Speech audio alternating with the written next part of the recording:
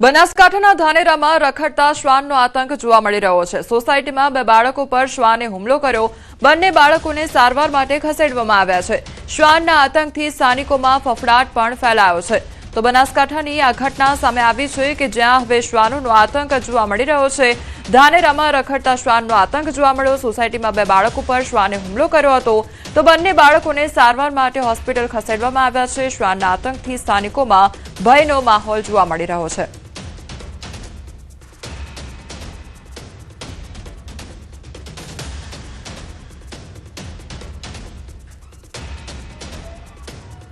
તો બનાસકાંઠાના ધાનેરામાં રખડતા શ્વાનનો આતંક જોવા મળ્યો છે। બે બાળકો પર શ્વાનોએ હુમલો કર્યો હતો અને હાલ આ જે બાળકો છે તેમને સારવાર અર્થે હોસ્પિટલ ખસેડવામાં આવ્યા છે। તો શ્વાનોના આતંકથી જે સ્થાનિક વિસ્તારમાં રહેતા લોકો છે તેમનામાં ડરનો માહોલ પણ જોવા મળી રહ્યો છે।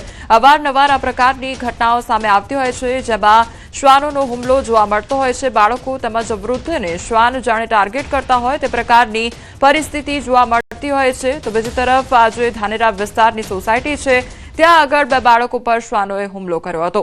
સંવાદદાતા કિશોર અમારી સાથે જોડાઈ ગયા છે। કિશોર, શ્વાનોનો આતંક કયા પ્રકારે જોવા મળી રહ્યો છે ધાનેરામાં?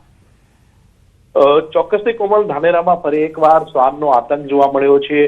અગાઉ પણ શ્વાન દ્વારા અનેક બાળકોને બચકાઓ ભરવામાં આવ્યા હતા અને ફરી એકવાર ધાનેરાની શ્રીનાથ સોસાયટીમાં શ્વાનનો આતંક સામે આવ્યો છે। મોડી રાત્રે બે બાળકોને જે ગળીમાં રમી રહ્યા હતા તે દરમિયાન જ આ શ્વાને બચકા ભર્યા હતા અને તાત્કાલિક બંને બાળકોને ધાનેરાની રેફરલ હોસ્પિટલમાં લાવવામાં આવ્યા હતા અને તે બાદ તેમને ડીસાની સરકારી હોસ્પિટલમાં રિફર કરવામાં આવ્યા હતા।